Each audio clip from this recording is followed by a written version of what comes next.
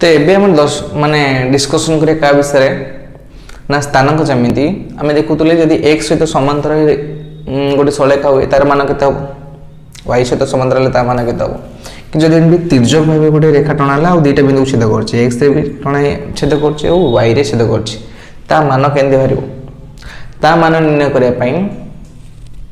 m भारे कोन ना एटा को स्लोप कहजे कोन कहजे स्लोप आउ ता value होछु y mx + c y mx + c तो एठी m स्लोप माने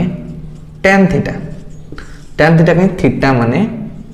केते कोण करिकि से त चाप काटी छै देखाउस तो एई रेखा सहित से केते कोण करछि एठी मध्ये सेम जिंस तो हम जानिबाटा y mx + c केमिति भाला ठीक अछि प्रथम देखो गोटे सरल रेखाटे धर l दीटा एक्सिस को m बिंदु